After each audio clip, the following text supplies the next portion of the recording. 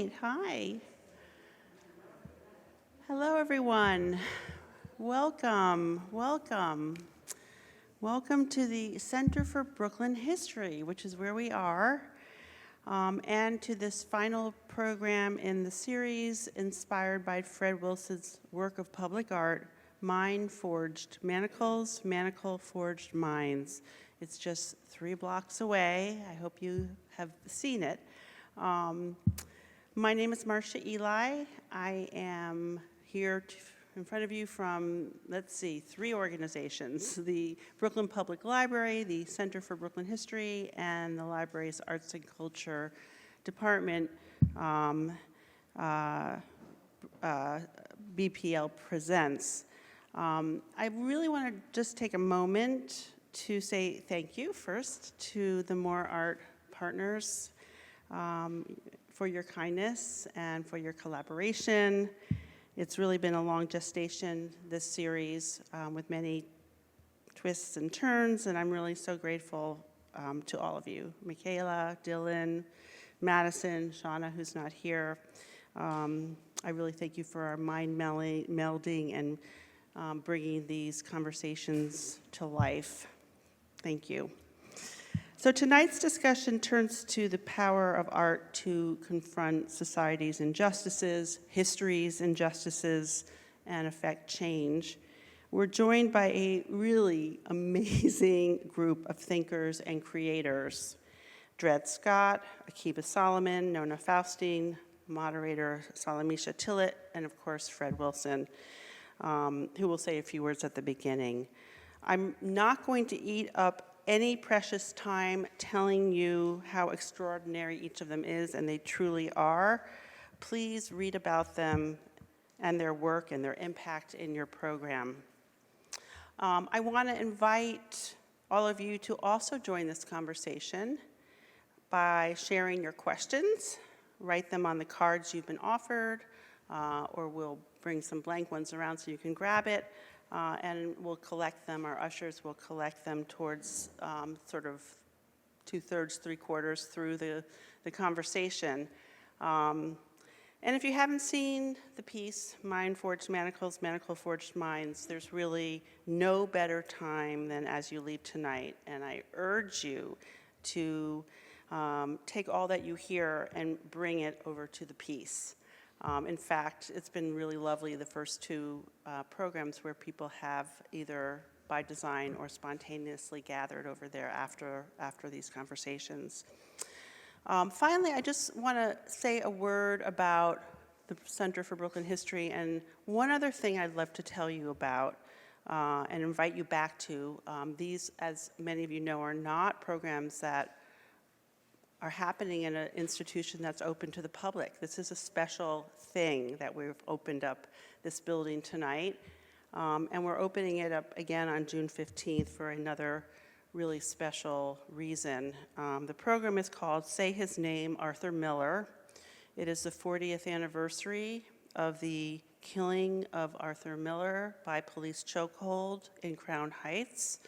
And we're working with the Miller family, the daughters, to commemorate that with a discussion with Reverend Herbert Daughtry, who was an activist who actually organized the community at that point and has organized so much since then and before. Paul Butler, who wrote the book Chokehold, Elizabeth Hinton, and it'll be moderated by Errol Lewis. So I hope that you'll consider coming back for that. Now it is my really great pleasure to introduce Michaela Martigani, Executive Director and Chief Curator of More Art.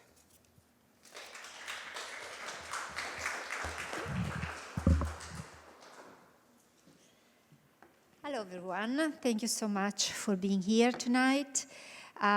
We gathered today on the ancestral unceded lands of the Lenni Lenape people, known as Lenape-Hoking. We acknowledge the Lenni Lenape as the original people of this land and their continuing relationship with their territory.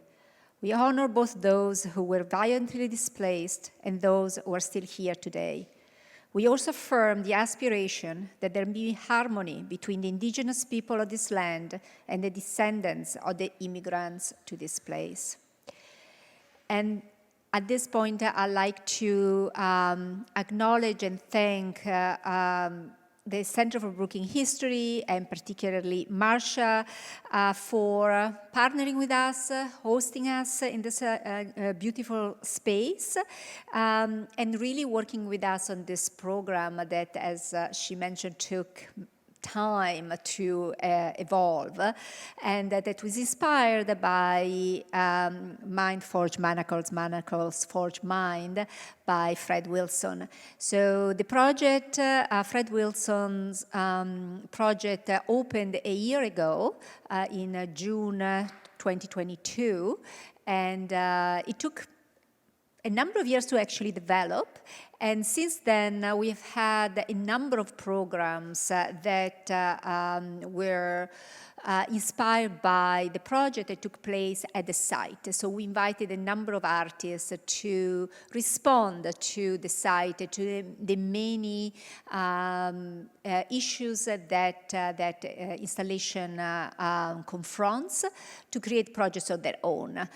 Performances, music, poetry reading, dance, and the last one will be for the closing. The closing will be on June 27th, and there will be a performance by the choreographer Jonathan Gonzalez that will interact with the structure as it actually literally comes down and comes apart. So we hope that you'll be able to join us for that. I also would like to remind you to write questions for the panelists today. But before we actually invite the panelists and the moderator to the stage, our very own Fred Wilson will come up to say a few words about his project. Thanks so much.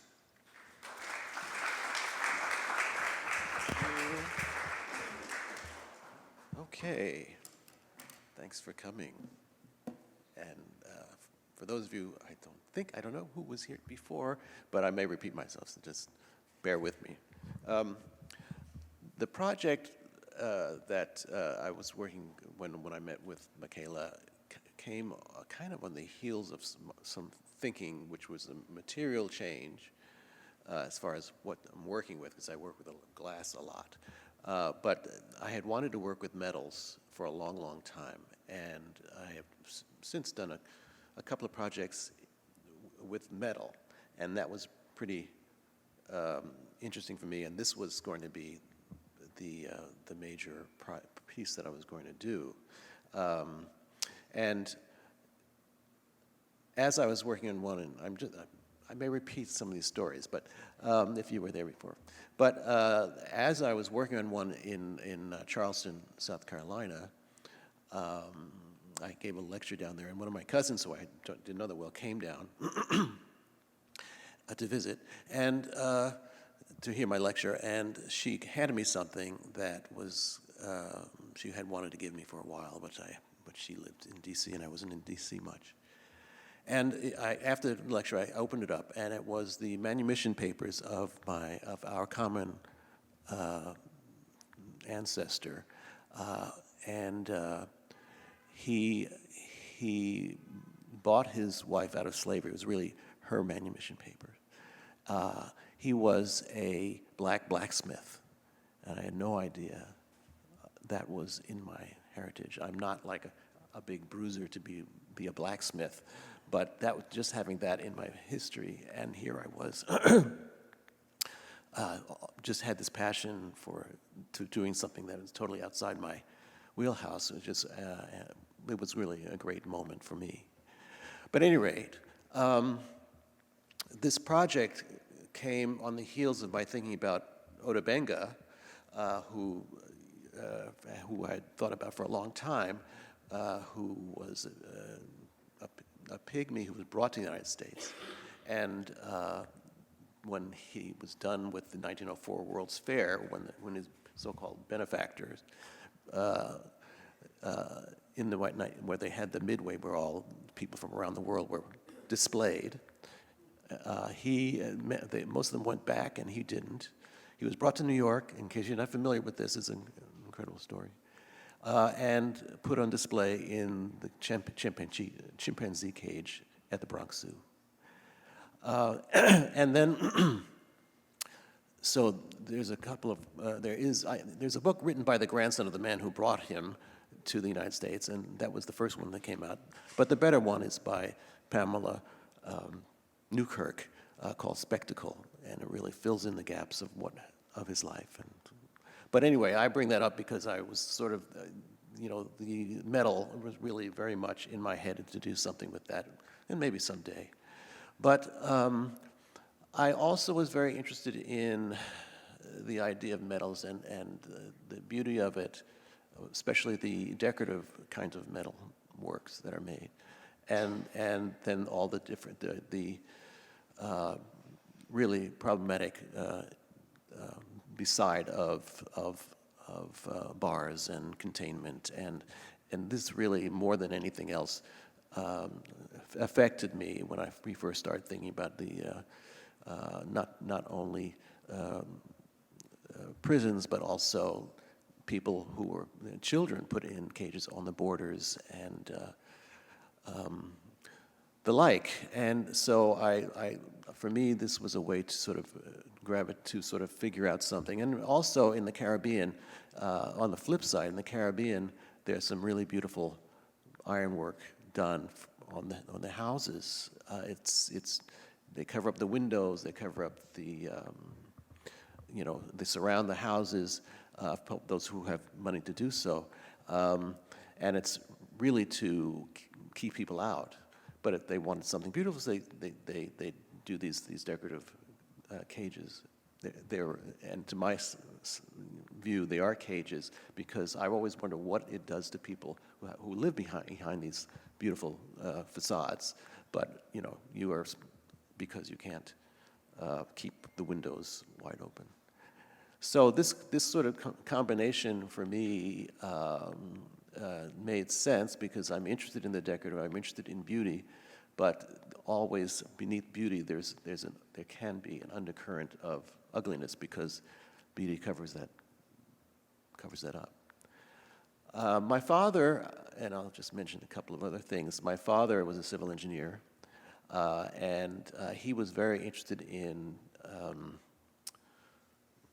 Gosh, isn't it terrible? I can't remember the main person. William Blake. He was interested. I was interested in him for his paintings. My father was interested in for his philosophy and his philosophies of life. And so I, sort of growing up with that was really intriguing to me. And so notions of manacles. This Mind Forged Manacles is a title that William Blake in the 1700s titled. Used because he felt that people's personal freedom or notions of personal freedom were inhibited by the so-called societal norms, and he was a free thinker, and he really felt that it should be that you should cast that off. And anyway, he was a very influential man at the time, and sort of not well known, not well spoken about in the interim, or sort of in his fullest person. So he felt that people would inhibit themselves in thinking freely by how society put them in these small ways of thinking, and manacles was how he even painted that as an idea. On the flip side, my stepfather was a tailor and a dry cleaner, and he one job that he had besides the dry cleaning was he did a program now of course it's many years ago as a boy, a program in one of the prisons here in New York, and having tailoring and dry cleaning classes for the inmates so they would have something, a career when they left the prison. And so I did visit him often and had to go through all these layers of bars and doors, mesh and bars to get to where this sort of might be a sanctuary for the inmates to kind of, do something with their minds and learn something. And so those two images, I sort of see this as something for my fathers, or because of my fathers. So that's kind of the genesis of this work. I very much was thrilled with the location that we ended up finding in this, with so many contested and difficult figures and topics right there with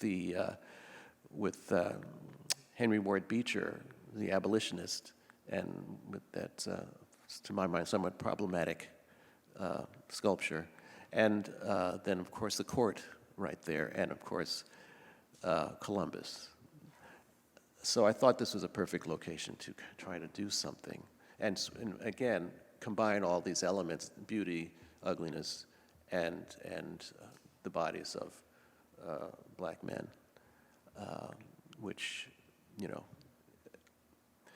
is always highly problematic. And I try to do this in a way that would, make complex this situation, and not only the situation of imprisonment, but just those of us who are not imprisoned, how complicated and what's the word for it?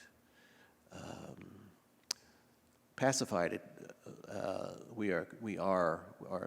the world creates our experience with these various images and places that we can sort of ignore because these histories are not kind of in these stories and these things that are going on right now are not in full view. But of course, for me, it's a complex topic of the beauty and the ugliness. Beauty sort of covers up one for the other. And so this piece came to me kind of almost fully formed. The figures in the case are called rhythm pounders from a particular place in Mali. I bought them when I was working a project in Senegal, and then not wanting to use the actual they're called rhythm pounders, actual figures, because I didn't want to mess with the works that were made. So they were rapid prototyped and actually larger than life. And they for me, they're spirits in this structure, not humans, but spirits, kind of conjuring and trapped in this kind of environment. So I guess maybe that's what I'll say about that, with a little musical accompaniment. Thank you. Sure. Thank you. So now I'm going to invite the panelists and moderator to come on up. Nona Faustine, Dred Scott, Akiba Solomon, and moderator Salamishah Tillet.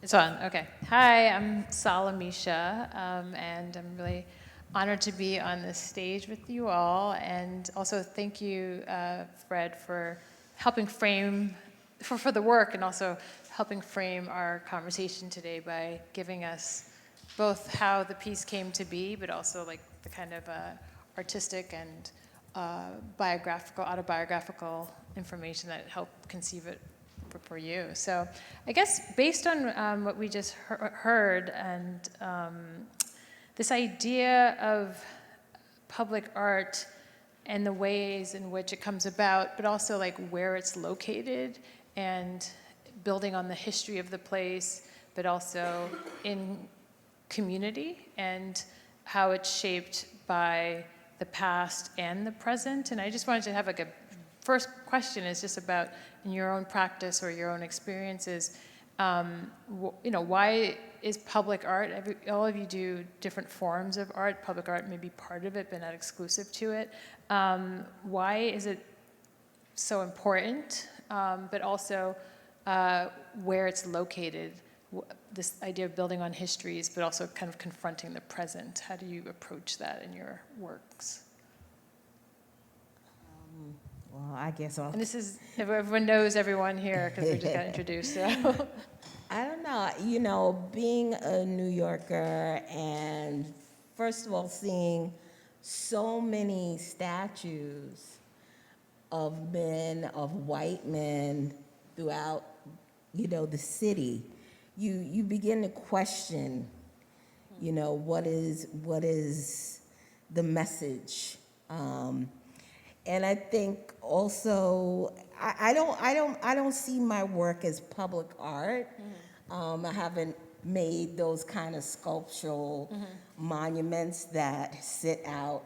You know, I would like to, definitely have an interest. But I think my job, part of my job in the series of My Country was to question the monuments that we celebrate and the hidden meaning in them. So like the Statue of Liberty, you know, going to Washington, D.C. and our most cherished monuments, the, you know, Washington Memorial, you know, the Lincoln Memorial. But, you know, they're focused on these presidents, but their legacy is wrapped around an oppressed people that really saved the nation, you know, in the Civil War. And yet those, you know, African Americans are not part of those monuments, those key monuments. And so I think my role was to question that, like in a conceptual manner. And so that's where that, and then this one, a statue that has now been removed from the Museum of Natural History, the equestrian. This one was highly contested by a number of people, activists, for dozens of years, throwing red paint on it. And even though it's aesthetically a beautiful statue when you see it, what is the message? You know, when you have Teddy Roosevelt high above an African man and an indigenous man, you know, what is the message there? And so, yeah, this one was, you know, part of My Country series as well. And I wanted to, again, you know, mark it as contested, you know, with the red. So, I think my job as an artist is to question these things, to bring them to the forefront of the public. Thank you. And so what these sculptures or monuments that we have been conditioned to live with and to be around that function as public art, you take them on and re-investigate them and interrogate them through a different, yeah. Thank you so much. I think Dred also has an image, the flag, the first one. I'm just trying to. Yeah. So, I mean, I think this question of monuments, I mean, or not monuments, but public art. Fred's work is actually a permanent or semi-permanent, I mean, permanent-ish, semi-permanent. It's not permanent in this particular location, but it's going to be existing someplace else. And actually not... The flag, just the one image. Yeah. Sorry. Hold on that one.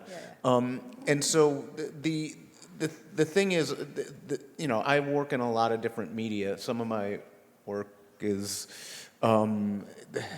shows in galleries and museums, but some of it does show in public, and location matters. I mean, I think that one of the things that's really beautiful about Fred's work is that if you're going to court, or if you're a tourist and you're going to check out the Columbus statue, or if you're going to, go to just downtown Brooklyn, you're on your way to something, you're going to see this. It's a different audience than the self-selecting audience that goes to a gallery or museum, which is where a lot of my work shows. And I think that those audiences are important, but I think it's also important to have artwork that is in public that people aren't necessarily explicitly going to see, that they stumble across it, because I think people really need art. And this work, A Man Was Lynched by Police Yesterday, it's a conceptual artwork that takes a historic flag that most of you probably know, but a flag that the NAACP, the National Association for the Advancement of Colored People, used to put outside of their national headquarters, which is, it's actually where the new school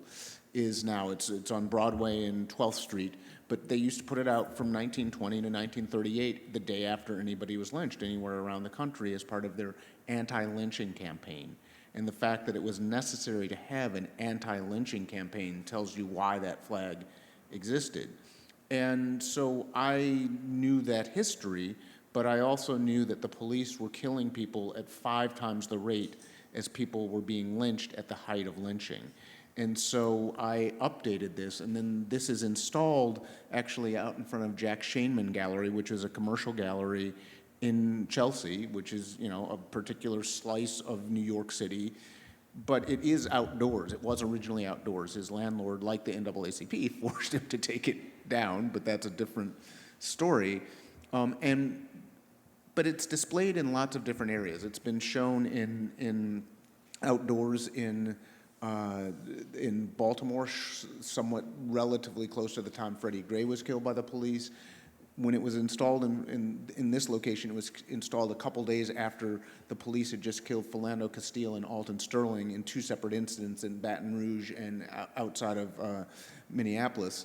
And so there were people that were demonstrating in the streets, and we actually took the flag to one of the demonstrations at Union Square. And so that location, and then it goes, from locations like this to the Whitney Museum, but it also is on the internet. And so I'm happy when this diverse audience, sometimes who intend to see it, they're going to Chelsea to see art, and sometimes they don't. They're just at a demonstration, or they're walking to, get something at their local condo, or they're online and somebody's posting it up. That's all important. And so being able to take these important questions, including, as you said, about history, one of the things that's important about this is people said that, well, look, lynching is a thing of the past, and that's true. But this point of the police have inherited the terror, the weapon of terror that affects the black community, that lynch mobs played in the 1920s or 1860s and 70s and 80s. And so that question about that continuum of history and change of history is really important for the public to think about. Mm-hmm. So I'm actually not a visual artist. I'm a journalist and a writer and an editor. And I think the importance of sort of the public presentation, I see my role as someone who creates platforms. I create containers for different kinds of people on different continuums, mainly people of African descent from the United States. But there's actually, I wanted to talk about a museum in Philadelphia called the Colored Girls Museum. And that museum is in a home, in a private home that the curator and founder Vashti Dubois created. And it's dedicated to what she calls ordinary colored girls. And that title comes from Ntozake Shange's work. And what's amazing about that work, it's not public art, it's not technically public art, but you can come into a space where you just have all of these different kinds of artifacts from black women and black girls, anything from portraiture to photographs. The exhibit that's up now is called Sit a Spell, and so she has these chairs that she calls spell chairs that you can't sit on, but when you get into that space, which is an everyday home in Germantown in Philadelphia where I'm from, and you get to interact with these very different pieces, but all on the level of the idea of the spectacular and interesting and layered life of ordinary color girls, that to me speaks to what public art can do. And as much as I can, I mean, you know, by trade, I'm a journalist, and so I work for the Marshall Project, which is a criminal justice, a news site dedicated to criminal justice. My other work, though, prior to the Marshall Project, had a lot to do with hip hop and art and, you know, feminism, black feminism in particular. But the important part for me there, again, is, to me, these are all just containers for a range of voices, and it's very important, I think, to be able to and to be forced to confront those voices. And so I feel like with Fred's work in particular, that was you know, the idea that you're outside of the courthouse and you are literally confronted with this very beautiful, you know, metalwork, but understanding what is underneath that metalwork, I think, is a perfect metaphor for the United States. And so I'll leave it there. Thank you. Well, since this conversation, the title anyway, our national healing and the role of art, I wanted to bring up my slides and for us to think about this relationship that we're talking about, but the relationship between history and healing. So I just want to just a quick, so I have like lots of titles, but one of mine is I run an organization called Express Newark, which is a center for socially engaged art and design in the city of Newark at Rutgers University in Newark. This I participated in as like a citizen, and my sister is Scheherazade Tillet, who is a photographer here and an activist. And so I was able to witness the removal of the Christopher Columbus statue in June of 2020 in like the dead of night, but it was, our mayor is Raz Baraka, and so it was both city sanctioned, but also community experience. And for anyone who's hasn't participated in a removal of such a monument, it is a deeply cathartic and emotionally empowering experience, and that's the words are limited. So if I can go to the next slide for a second. So that night, there was a little girl named Fatina who was celebrating her 8th birthday, and my sister asked her, "Will you be my monument?" And Scheherazade has a practice on Black girlhood, and when she said that, I was like, oh, that's like a really good sentence, because I'm a writer, and I was like, there's something there. So if you can go to the next slide. So then we created a mural downtown Newark, and a series of, a street that has all of these, behind the backs of buildings, there are a series of murals, and it's a kind of a city corporate partnership. And so this is the first iteration. You can see Fatina to the right. This here says, "Will you be my monument?" And then you can see it kind of imitating the monument where Columbus was. And this was a collaboration between Scheherazade and designer Chantal Fischeng. Can you go to the next slide? Okay, so this is another version, more recently, of using Fatina's, her tights as the backdrop for the "Will You Be My Monument?" And this is a place where you have school children that come by, and then we also did a day of Black girlhood, an ode to Black girlhood on this street. And we got the last piece. This happened in March 9th. So where Columbus once was, there is now a Harriet Tubman statue done by Nina Cook John called "A Shadow of a Face."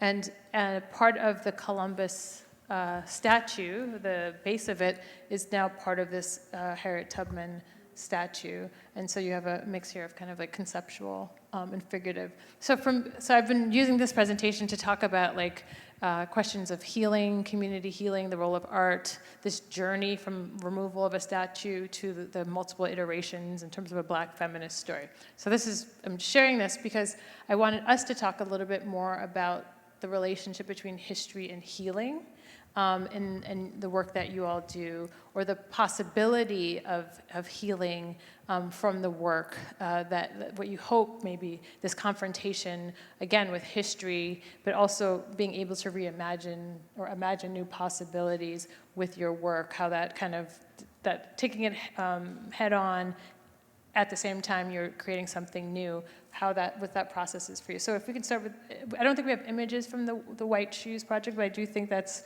a if we will go with Dread, and then if we can pull up some images of, from at least a couple of those, because I think people. Yeah. Do you I want mean, to? Okay, so do you want images, or do you want to just talk about Sure, the you project? can put the images up.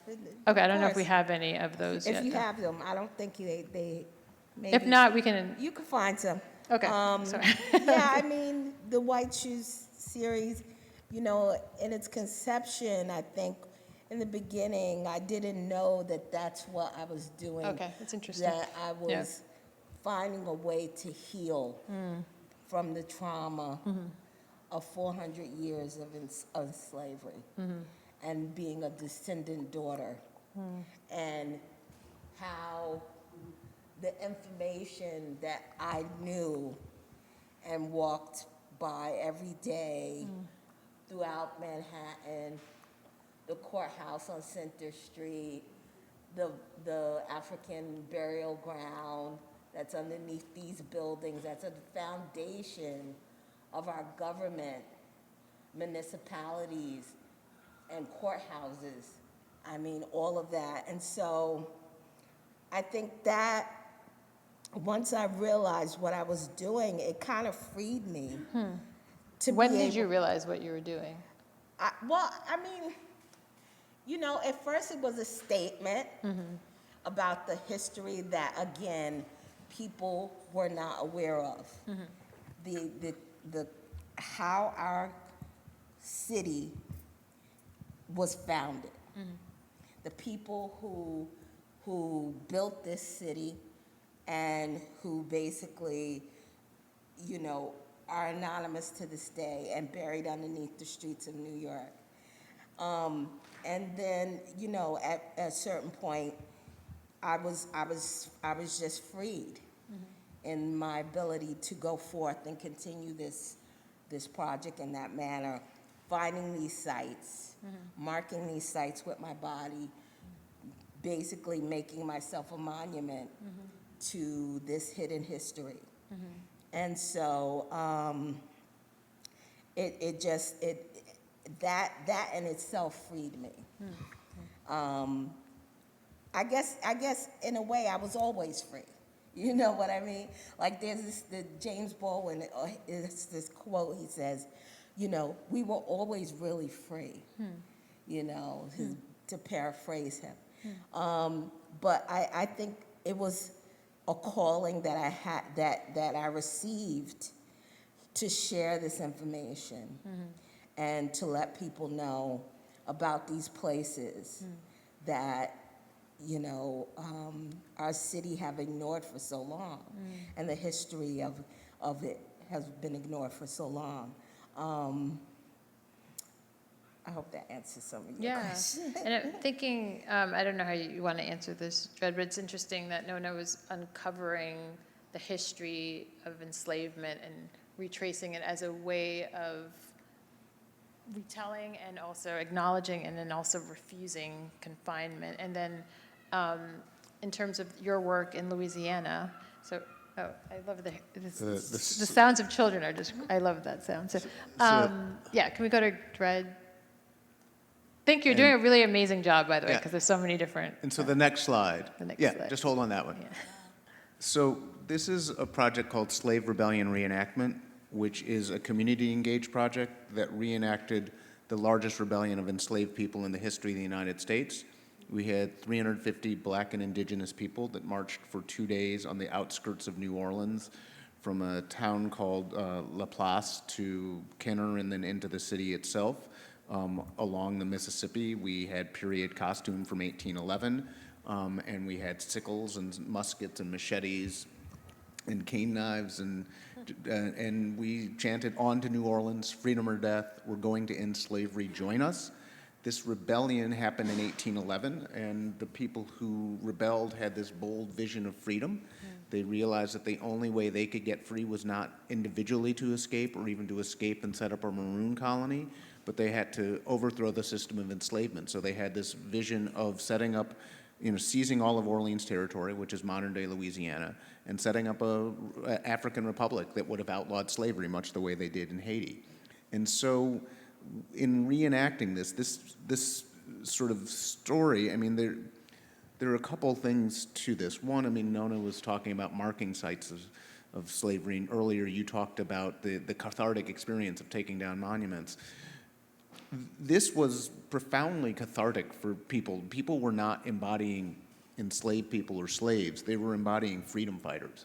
Because here was this situation where people had this bold vision, and they got free, even though the actual rebellion didn't achieve the aims that the people who rebelled wanted to. The point was that history, that desire for emancipation and risking everything to get free is profound. And one of the things that, when I was doing the project, I realized that you can't understand the history of America or the world even if you don't understand slavery, but you don't actually understand slavery if you don't understand slave revolts. Slave rebellions were fundamental and foundational. They happened. 10% of the crossings of the Atlantic, there were mutinies. People were not, just passively accepting their enslavement. And there were over 250 documented examples of 10 people or more rebelling in the United States. So slave rebellion was pivotal, and yet there's this notion that we're taught that people just, well, why did you all go along with slavery? You must have been happy. Wait, and just to interrupt you, recently I found that on the slave ships, most of the time when there was a mutiny, it was because there were women on board. Oh, yeah. Oh, yeah. And women were the one Yeah. to set off the mutiny. Yeah. Because, of course, a lot of times they were treated the absolute Yes. worst. Yes. And so this is where the past and the present commingle is the majority of people who were participants in slave rebellion reenactment were women or female identified, non-binary people. And so this was something, this was actually, it had the conceit of talking about the past, but it was actually a project about the past as well as the present and the future. And so all these people that participated were actually wrestling with how do we get free today? And for the people that mattered most for, this was not just me hiring reenactors. This was a community engaged project that took 7 years. People, it was word of mouth how people came to it, and the people for whom it mattered were mostly women. Young, 18 to 25-year-old dudes, they had something better to do. But the women were like, nah, this place it's a nightmare. We have to get free today, and this is why we want to, embody this history. I also think you don't get enough credit for that project. Oh my God, because the just everybody coming together and what it took to make that project. I was so impressed by the textiles that people hand sewed, authentic recreations of costumes or wares back in the 1800s or from that time. That took so much energy, and I just think that project, I hope, continues to gain momentum and give you credit and just go out in the world and live and breathe, because I just thought it was the most incredible thing I have ever seen. And I wanted to participate. I did, but I had my own thing going on, but it really touched my heart. Well, thank you so much. Yeah. That means a lot. I deeply love and respect your work and you, and so saying that's thank you. But it also, it would be better if I got more credit and had my work in, bigger and better places and more funding. But the thing is, it's not about, and I know you don't mean it this way, but it ain't about credit. This was a community engaged project where all these people, the weird thing with work like this is I'm the lead artist, so I get a lot of shine about it, but there were 350 people that were reenactors that were embodying this history, and this work would not have been this work without them and their conscious, active participation. And there was a whole crew of people, about 100 or more, that worked in other ways that were actively participating, and then there were a ton of other people that did this. And so the thing is, it's a project about freedom and emancipation that had roots that go and are continuing to go. And so, but thank you. So. Yeah, and then after Akiba, I have a question for Akiba, and then I kind of want to come back to this idea of form and medium for all of us. So Akiba, in terms of your most recent book, wait, I don't want to get the... How We Fight White Supremacy, Yeah, a but then- field guide to Black resistance. Yes, okay, so a field guide is the part that I always kind of zone in on, just because I think it feels so like, we're thinking about archives, and we're thinking about invoking other blueprints for resistance. And so I guess my question for you with that book too is this idea of, you know, using Black freedom movements as both as an archive for yourself, as a resource, and then also having to create a book that's directly confronting the ongoing nature of white supremacy today. So how did you approach that process in terms of, again, this idea of like confronting history in order to maybe heal is not the right word, but maybe to, again, imagine something new. So it's a different format, obviously, but the creative process is maybe similar in some ways, so. Yeah, so the book, we don't call it, so I co-edited or co-authored the book with Kenria Rankin, and the book, we call it a curated collection. So it has, as told tos, it has Q&As, it has rap lyrics, it has reproductions of images by folks like John Jennings and I don't want to mess up his name, but Olakan Joyfus. Okay. So what we wanted to do with the book, again, following this idea of a container and the idea that Black resistance is not only one thing, it's not only one style, and it's not only one group of people. I think a lot of times when we are faced with history, particularly as we get further and further away from the civil rights movement, the way we receive history is in, and especially now, it's in lots of different moments. And so, you know, we have the Black Lives Matter movement, but then we have the Black Lives Matter moment. We have the Me Too movement, and then we have the Me Too moment. And the question really is, what is the connective tissue in between each of these moments? What makes these moments, and what makes it so that when the cameras go away, the work continues? One of the things that sort of drive me, my grandmother, Mamie Nichols, was an activist in Philadelphia, an anti-gentrification activist. And she started out as someone who cleaned South Philadelphia High School.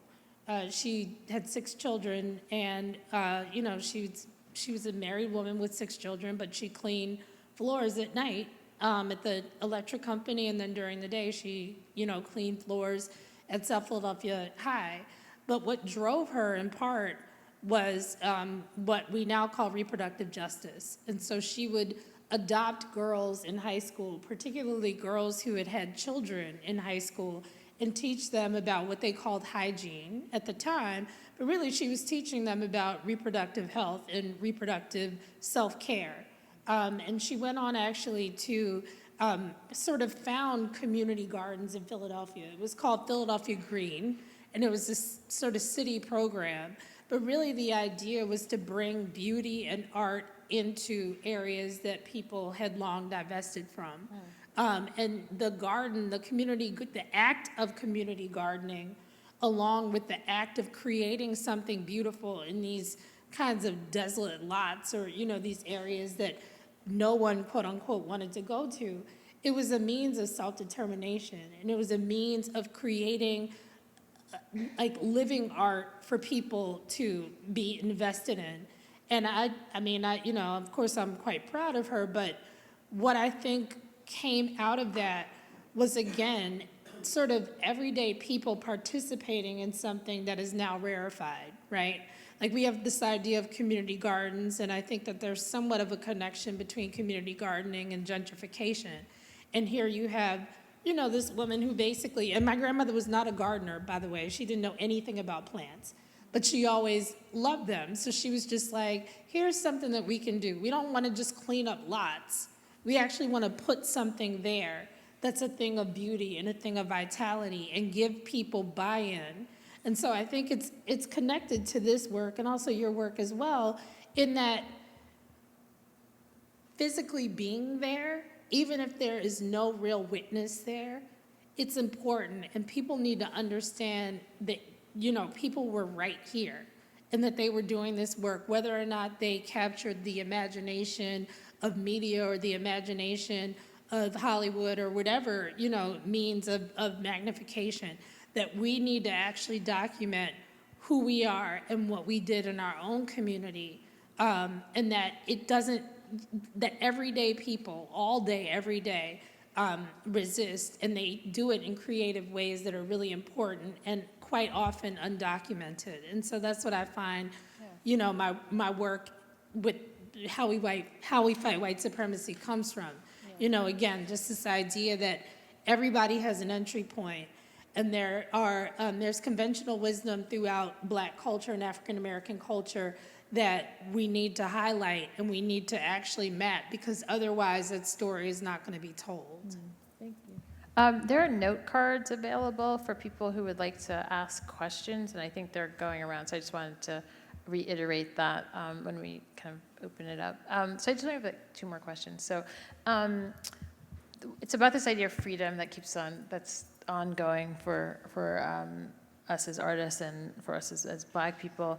And I wanted to talk about form a little bit, because I think when you said you're not, you don't do public art, there are all these different ways in which we either do or don't do what we saw Fred do. But I also think like all of you are pushing back against the limits of the categories that people may associate you with. So whether it's, photography and performance art, or performance art and visual, there's like, you bring all of these things together. And I was thinking about with this huge, on one hand it's performance art, one hand it's public art, one hand it's community engagement, is historical reinterpretation. There's all these different ways in which we can understand it. And I thought it was really interesting when you're talking about your book as a curated, what's the word you said, curated? A curated collection.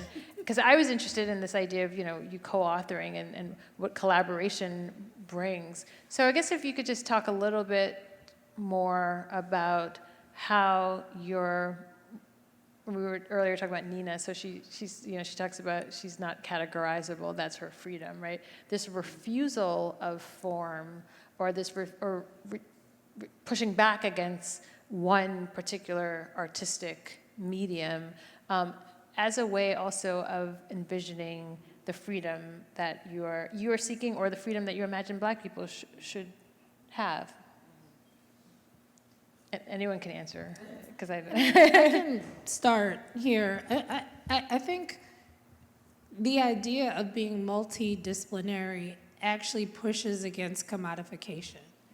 And so if you call yourself one thing, then that's your calling card. I mean, now we hear all kinds of people saying, I have my personal brand, like create a personal brand, create the thing that you're good at. Make sure that you telegraph that thing. Make sure that thing is totally consistent and there are no questions about what you do. And once you allow yourself to be put in that sort of narrow framework, it's actually quite limiting. And it's also quite easily, stolen. That's the best way I can put it. And so it's not that I've ever consciously said, I'm going to try to do this thing and that thing and this thing and that thing.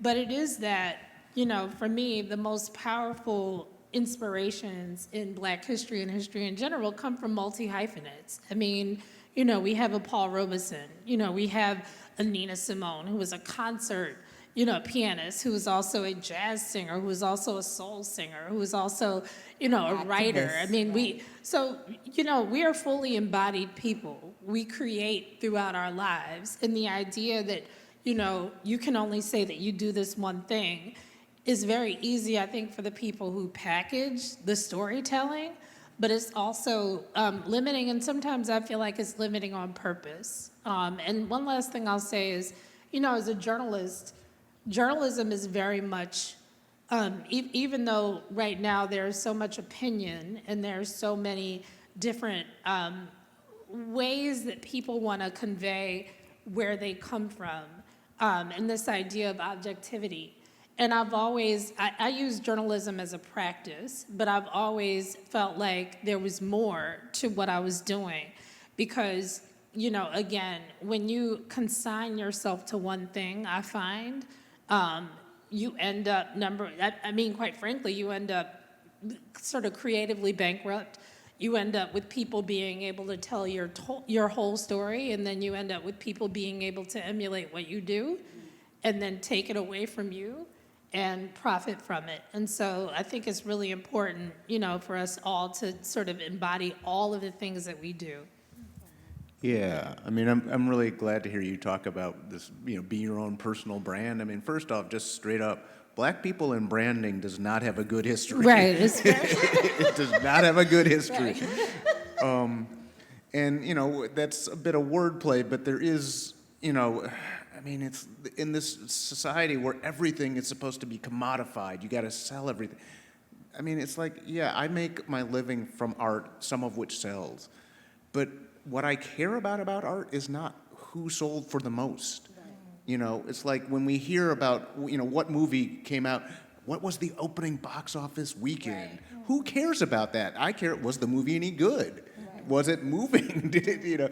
And so I think this thing where that thing about branding, that's really important. Now, as far as me, I mean, I do community engaged performances. I also do work that exists in galleries, and I'm going to ask for another slide to come up in a second, but I just want to talk about this thing of, you know, pushing boundaries. I mean, if you're an artist and you're not trying to push boundaries, what are you doing? Why you get up in the morning?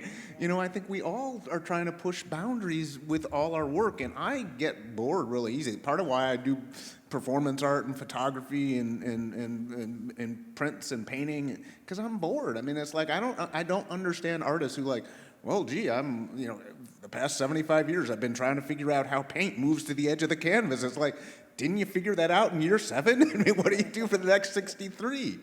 And so you know, but I think, and so with, you know, community engaged work, that historically, I mean, you know, it's not supposed to, the people who, there was a real division between community arts, which was sort of activists who did art, and it wasn't in the mainstream art world, and people who came along and said, oh, we could use that, and we could put that in the mainstream art world and drain it of any content and any radicality. And so I'm like, well, no, actually, we want to keep the radicality, but we do want this to actually have the funding so that it can loft up and actually reach a broader audience. I mean, and so the people who are just going past Norco and driving and seeing this in their car, and they see 350 people, you know, 25 of them on horses with the costumes you talked about, that actually is something that can get inside their heads in a different way than if it was just what community art was typically relegated to, is like,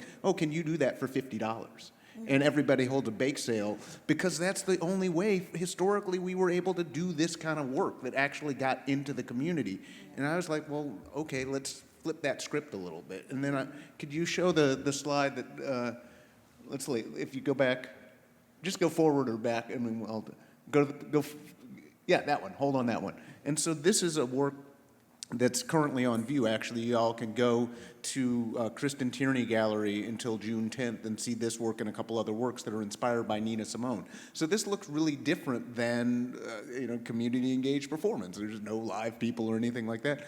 And so, you know, and again, partially I get bored, but partially I think that, you know, want to engage an audience that comes to an art world. And Nina Simone, this is a work that's inspired by the song, I Wish I Knew How It Would Feel to Be Free. And so that song, I mean, I think all of her work, people, you know, people could learn a lot from Nina. They pay attention. I mean, and she was an activist. She was a concert pianist. She could bend Bach to her will, which not a lot of people could do that. She could. But the point of this particular piece, and I mean, it's a very, I mean, in the song she talks about, I wish I could have wings like a bird in the sky, but it's also rooted in what is now, why she is not free. You know, what is it about America that black people and black women in particular ain't free? And she talks about wanting to share all this love and joy that she has in her heart. but then it comes back to, I can't do that because I live here.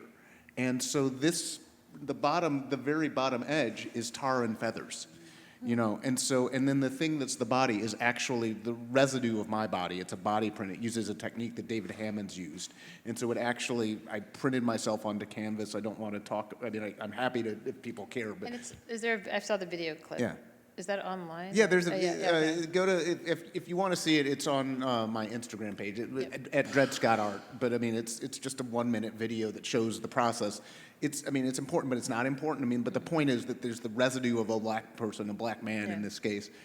And, so it's like he's been removed from the scene, but he has wings, but then there's this tar and feather. And so that point of freedom and talking about how you get free. I think, earlier you were talking, some of the overarching thing of this panel is healing in America. And you asked a question of us all, and I was like, I'm not trying to heal. I think America is a society that was founded on slavery and genocide. It is based on exploitation and oppression. I want to get beyond America. I think people trying to make America work leaves us in the same hell that we caught in right now. And so, I want the work to pose questions for people, and in this case, a gallery audience, of like, why can't we be free, and what could we give, and if we could be free, and the aspirations for that. So.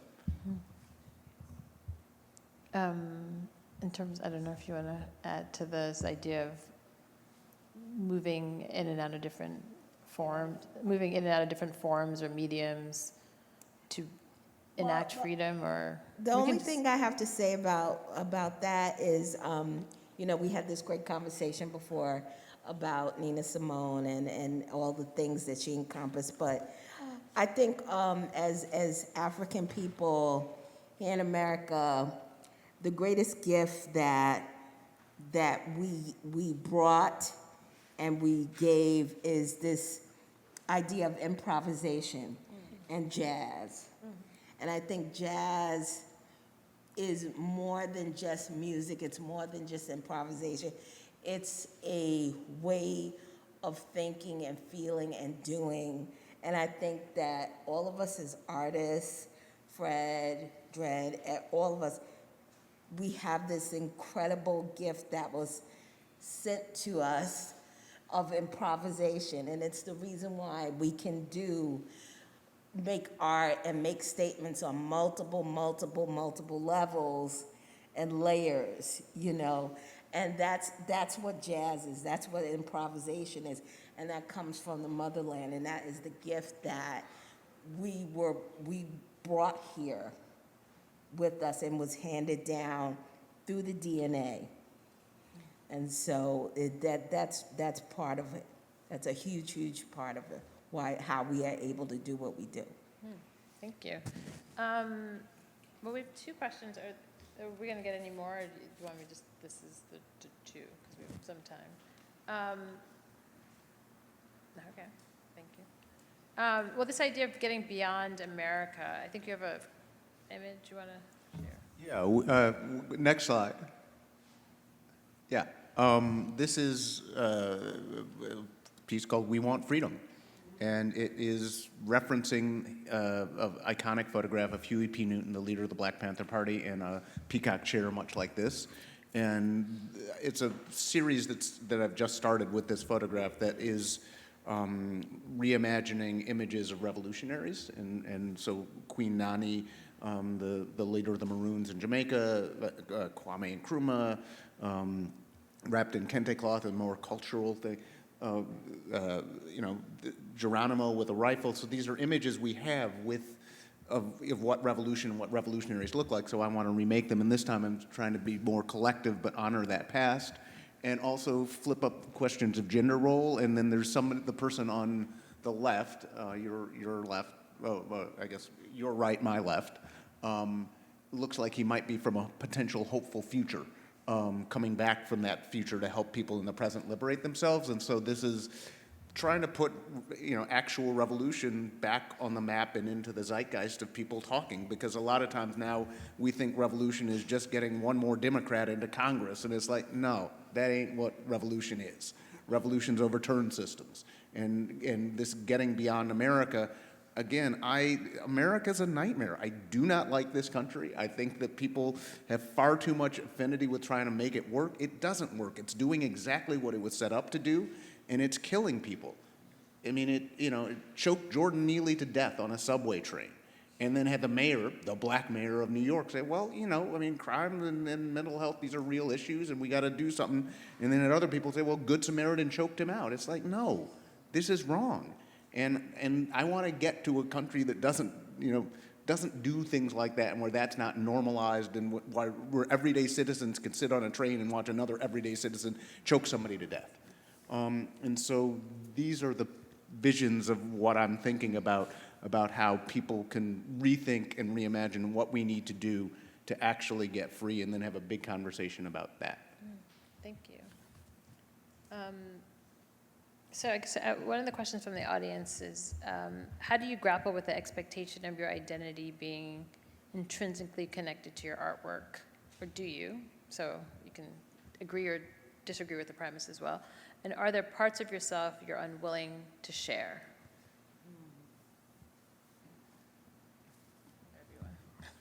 I mean, I can answer that. I don't, the question of identity, Blackness is so inextricably tied to what I do and who I am. I mean, it has a lot to do with how I was raised. I guess I could describe it as cultural nationalist in Philadelphia. And so I never felt any kind of burden by that identification. I'm actually quite proud of it. And I believe that Black art is an actual modality. I mean, there are clear properties of Black art, no matter what you're talking about. And it is a proud and exciting and innovative tradition. And so for me, I've never felt like, oh God, I don't want anybody to see me as, like, look at this shirt. I mean, you know what I mean? Like, I bring who I am to the table, and I've never felt like it was limiting. And I think the idea of getting past identity a lot of times is a more polite way of saying that you should assimilate to the dominant culture, which is white culture. I've heard a lot of people say, like, I was treated poorly because I was different, right? That is too broad. You were not treated poorly because you were different. You were treated poorly because you were a Black person in America.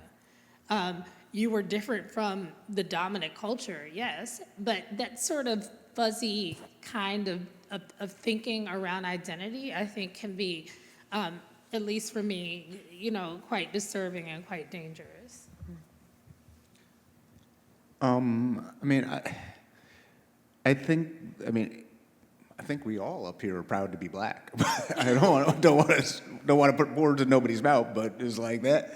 That's sort of a given, and I do think that with that, and being extremely happy with and generated by a lot of the culture that I am part of, I also say that I'm not making work about my identity in a certain sense. I'm making work that I hope will help people change the world and bring joy and sustenance to people. But that doesn't mean that everybody's going to like it. But I think, honestly, anybody in this audience, if you wanted to make work about the things I want to make work about, you read the books I read, you see the movies I see, you have some of the conversations, hanging out over coffee with some of the people that I've hung out with. For some of y'all, it might take more work because you haven't grown up for 58 years in a Black body in America, and that does shape and inform some of what I know, and the mother I love, the father that I was hanging out with, that does inform some things. But it's this work. I mean, I think identity, is actually a limiting place to make art from. And I think artists,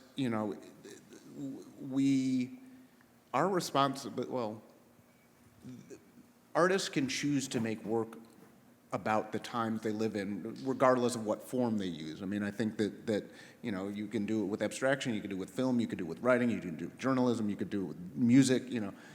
But you can choose to intentionally make work about the times you live in and concentrate some things about those times. And from my perspective, hopefully doing it in a way to get beyond the limitations of that moment. And I think humanity can do a lot better than what we've got now. And so the work I'm making shines a light on some of the big contradictions confronting humanity, which in the United States, it's the position of black people. That's one of the, it's not the only thing, but that's a lot of what my work hammers at. And if people get that, a little bit more about that, if you understand, wait, the police are the successors and inheritors of lynch mob terror, you understand something about America. If you understand that black people were freedom fighters from day one, and that you're the descendant of freedom fighters, and you can project that into the future, you understand something about how you get free. And so those are the things that I think is important to make work about, and brings joy to people who are looking for how to change the world and get to a better place. You know, part of me don't know how to really answer that question. Part of me find it offensive. Part of me finds it hostile. Because then it also sets you up as, like, what's wrong with you? Or it's just a very kind of, you live in another world that I can't understand. You know, it's just kind of hostile to me. But I will say, I remember having an interview with a foreign press in, I think it was Italy or something. And they asked me if African American artists felt pressured to make work about politics. And I said, I don't feel pressured to make a work about politics. I don't think there's, as far as I'm concerned, a pressure on African artists in America to make work of a political nature constantly. I think we are a reflection of the times in which we live in. And if you can't understand that, then something is very, very, very wrong with you. It's not us. And, you know, I would love nothing, I've often said I would love nothing more than to make work about dirt and flowers, you know, and then maybe one day I will get that chance. But right now, what I am occupied with is the freedom and the expression and the times in which we live in, and how to get people to question, to change, even, yes, to change. I want change.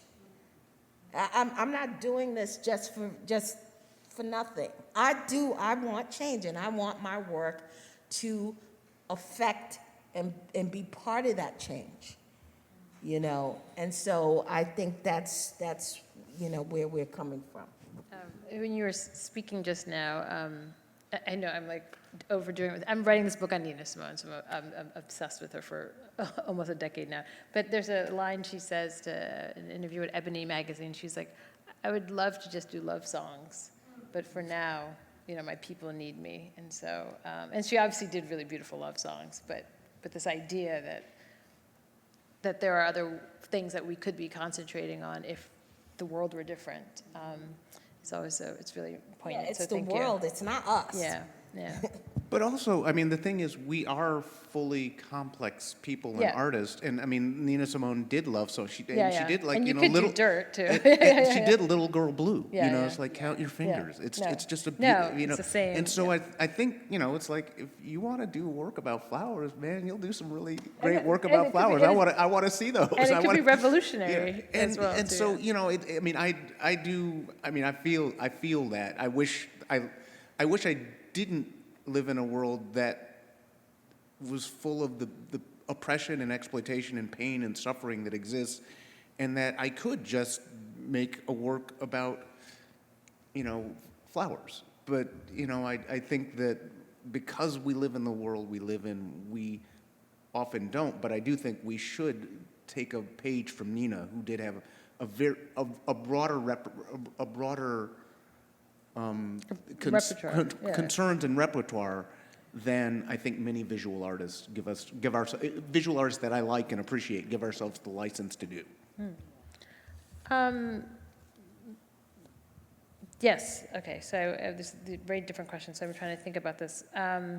So in terms of this idea of this person coming from the future, and yet being part of our present, a question here is about different generations, right? So talking to younger artists, a younger generation of artists, and what would you tell them or help them understand about themselves and their own practice, not only to confront history or heal from history, but also confront their current trauma? And I think this relates to another question here. So like the current ways in which we are healing, whether it's healing from America, there's another question here about the pandemic itself as a source of global trauma, community trauma. And so two, future artists, young artists, what advice do you see, would you like to give them to continue their practice? And also like this current, which almost like, I always talk about like this pandemic, it's like this huge trauma happened,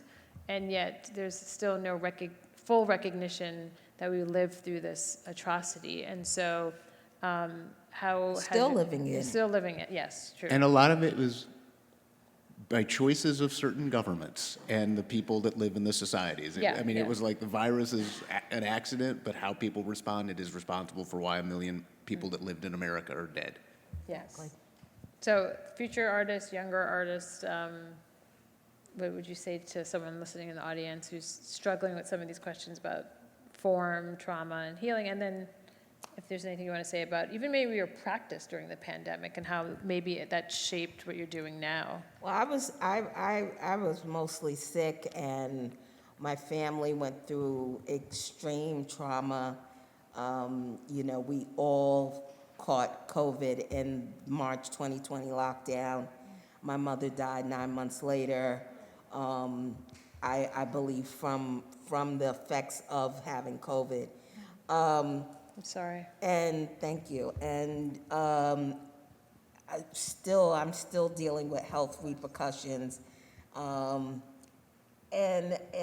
how did I continue my practice is beyond me. I willed myself to continue no matter what, would do what I could. When I could, participating in talks like this, being with my fellow artists. I did manage to continue making work because it was so important to me when I could.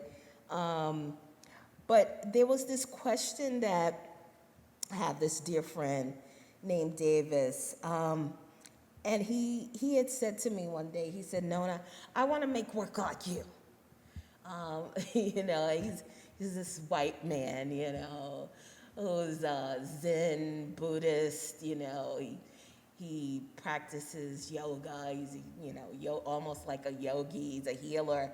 He's just a fabulous person. But beyond that, he was like, "I want to make work like you."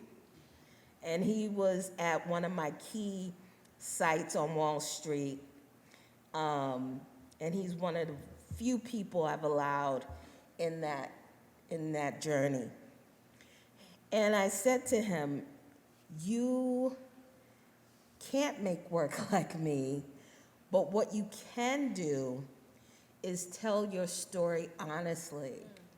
You have to get really honest if you want to make work." Because he said, "I don't like it when white people are over here and black people are over here. I like a mix." And I was like, okay, I get that too, but if you want to talk about those issues or whatever issues you want to talk about, you got to get real honest with yourself. And you have to really be willing to tell the truth.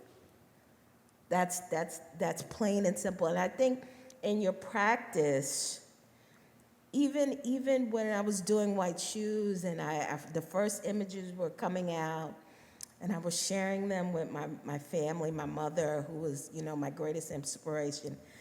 And I would laugh because they were so real, so raw, you know, and I was like, and then I realized, you know, they're honest, they're from the heart, they're from a special place that I had to go to make those images.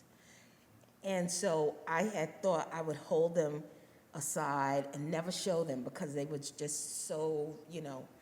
And then I realized the more I did show them to people, the reaction, I was like, you have to share these.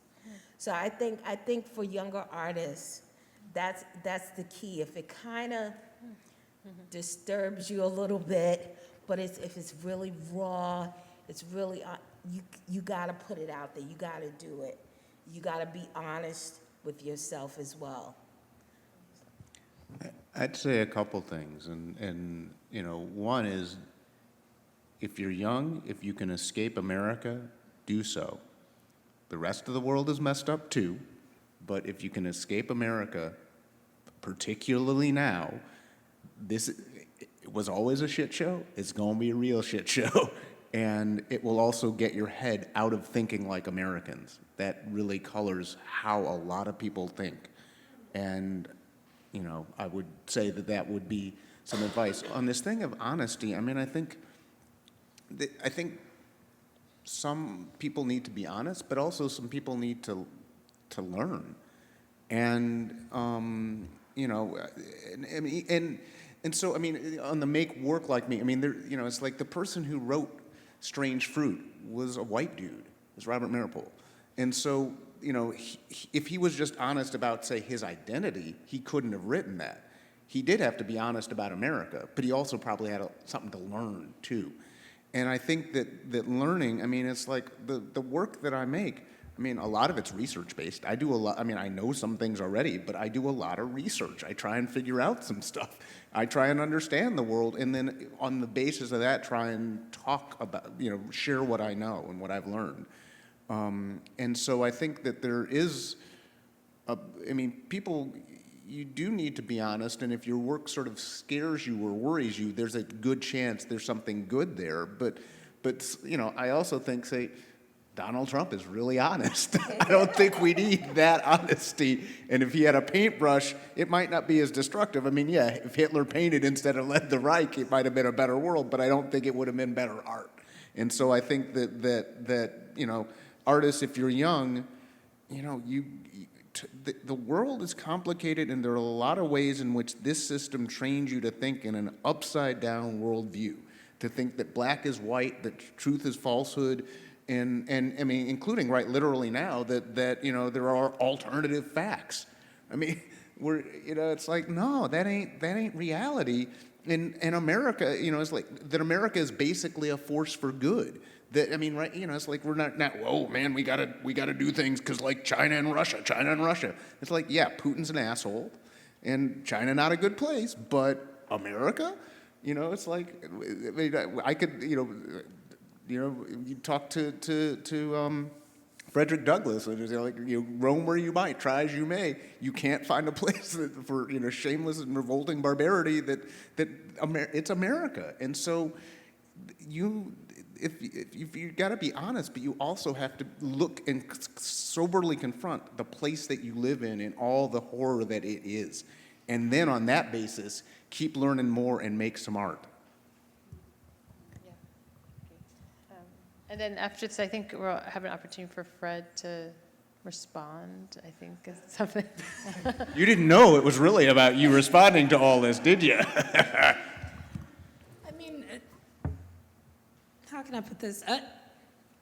I think what I tell younger people depends on what they're asking me about. So when people ask me about journalism, and I was a freelance journalist for quite a long time, I tell people, this is going to sound so opposite of what we've all said here, but you really have to learn the business. Journalism has been systematically devalued. A lot of the work that you see right now is part of a resurgence of an elite kind of journalism that existed before. But on the margins, there are all of these people who are trying to make a living out of doing something that, quite frankly, you will not be able to live on. And so, I have a lot of young people who come to me and they say, like, you did magazines and now you work at the Marshall, you did this and you did that. And I tell them that I'm a product of my time. I became a journalist because there was an affirmative action program in Philadelphia that Black journalists, mainly from the Philadelphia Daily News and the Philadelphia Inquirer, created.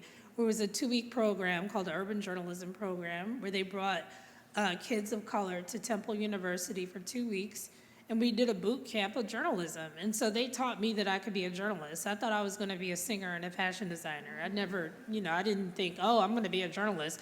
But, the fact that these Black journalists picked these young people in high school and taught us the ropes, that's what you actually need. Like, you need that mentorship.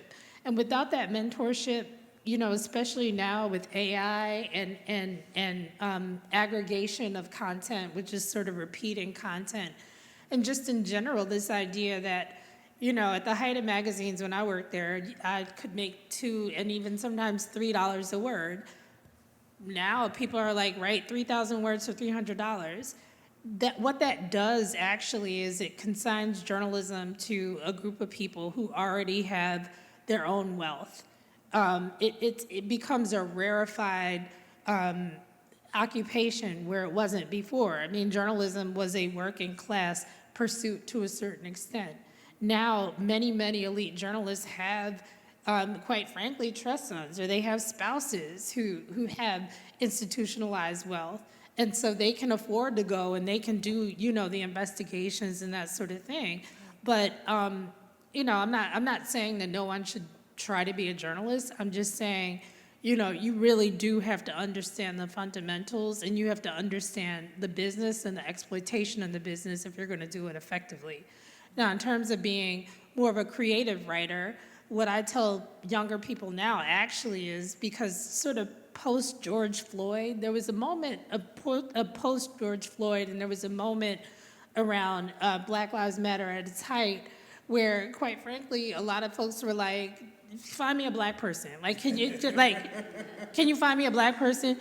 And it created expectations among, I think, some younger Black writers, I'll say in particular, that they were going to be on the New York Times bestseller list, or that they were going to be able to do a book tour. I hear people say, I didn't even get a book tour. I'm like, book tours are really not a thing. Like, I mean, you can do your own book tour a lot of times, but there are a very limited number of titles that will allow you to actually do a book tour where your publishing company funds your travel.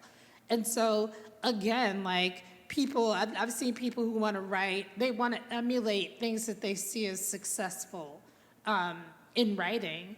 And I think if you don't understand how this actually works and you're not prepared, quite frankly, to be broke and to work for yourself, then I would say you should probably choose a different modality for your creativity, because it really is a business, which is, I think, quite different from what you do, but again, if somebody's trying to pay you $200 on a story that you spent a year reporting, the math does not make sense. There's no way that you can actually be, I think, an effective journalist and an effective reporter if you're getting paid $200 to do something that you spent a year on. It just doesn't work. Well, in the arts, we're kind of the exception. No, I mean, it's like, Yeah, that's true. art is not a career unless No, you... it's not a career. It's not a career. No, unless, it's not a career. It's a calling. It is actually a calling. So, someone said, oh, your career. Excuse me? I don't have a career. Listen, I decided I would rather be broke than work 9 to 5 and do the job of 2-3 people and get nothing out of it. I would rather make art. And it so happened that I had a family that supported me, you know, and that's what you have to have, particularly. It's sad to say, you know, that you have to have family and friends and support, even to work outside, you know, and have a job and do the, it's very difficult. It's extremely difficult. And I remember when I graduated from graduate school,